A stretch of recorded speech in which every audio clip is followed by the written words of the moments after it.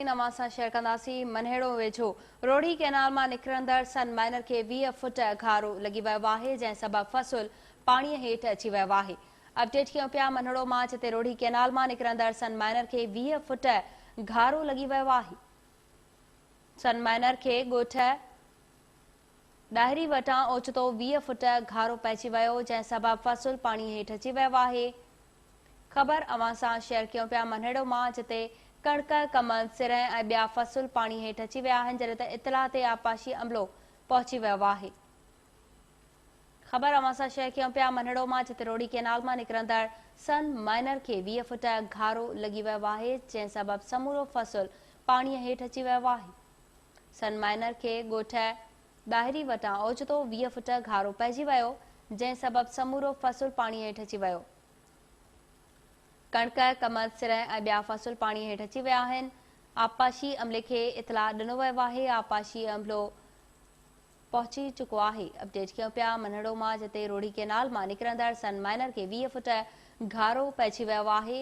समूरो फसुल पाणीअ हेठि अची वियो आहे। सन माइनर खे ॻोठ ॾाहिरी वटां ओचितो 20 फुट घारो पइजी वियो। कणक, कमल, सिरह ऐं ॿिया फसुल पाणी हेठि अची विया आहिनि, जॾहिं त इतला ते आपाशी अमलो पहुची वियो आहे। मनहेड़ो मां ख़बर ॾियूं पिया, रोड़ी कैनाल मां निकिरंदड़ सन माइनर खे 20 फुट घारो पइजी वियो आहे। तफ़सील मालूम कंदासीं। असां सां टेलीफोन लाइन ते मौजूद आहे KTN न्यूज़ रिपोर्टर गुलाम मोहम्मद भट्टी। जी गुलाम मोहम्मद, कहिड़ा तफ़सील आहिनि? जी सभा अव्हांखे ॿुधाईंदो हलां। मनहेड़ो भरिसां रोड़ी कैनाल यूसफदारी मोरी वटां निकिरंदड़ सन माइनर खे 20 फुट घारो पइजी वियो आहे।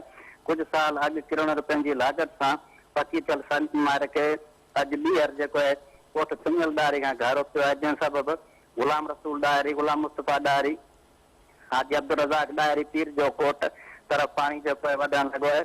ॻोठाणनि पारां माइनर ते मुक़ररु थियल आपाशी अमलदारनि खे इतला कयो वियो, जंहिं बाद आपाशी अमलदार घारे वारे हंधि त पहुता, मगर घारो अञा बंदि न थी सघियो आहे, जंहिं सबबि कणिक, टमंद, सरियह जा फसल पाणी हेठि अची विया आहिनि। जी अच्छा गुलाम मोहम्मद भट्टी, इहो ॿुधाइजो त घारो पइजी वियो आहे, समूरो पाणी फसलुनि तरफ़ वधण लॻो आहे।